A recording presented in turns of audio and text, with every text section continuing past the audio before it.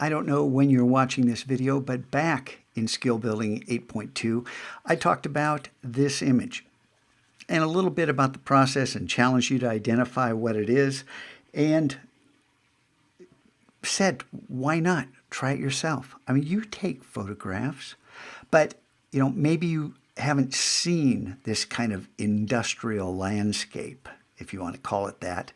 What about something more ordinary? Well, there is this object right here. Now, what is this? Now, some of you may recognize this. I have never seen this object arranged like this type of hardware that serves this particular function. But all of us have seen this thing back here, this blue thing. But why did I take this photograph? Well, number one, it was the unique appearance of this object, and it was the complementary colors, orange and blue. I know that it makes for a dynamic composition when they don't clash. So I tried it.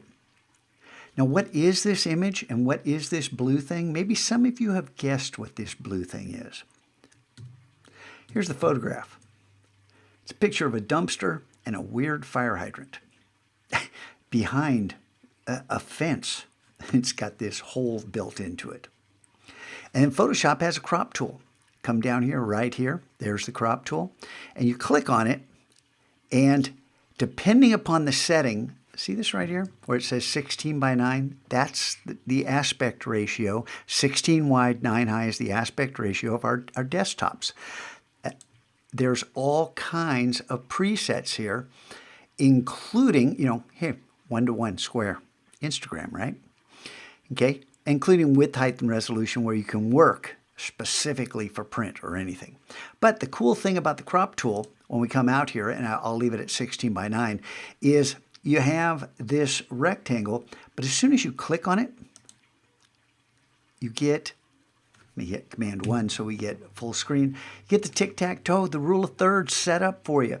Then you can click and drag. I'm holding down the mouse and dragging, and there's not a natural rule of thirds here. So where are we going to place it? And that was the challenge for me. I didn't like this little edge right here that was showing, so I came in a little bit. I didn't like this, so you can move it up, or you can get rid of a little bit on that side, and you move it around, and you can see there's no natural rule of thirds, but the weight of this object on this side is kind of occupying this third.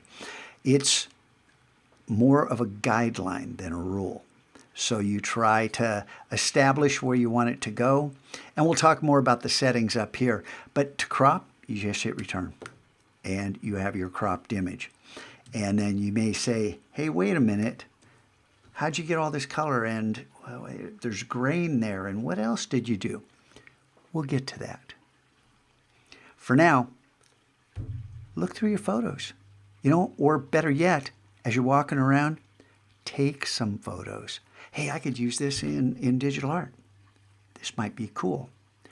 And when you think about it, who takes a picture of a dumpster?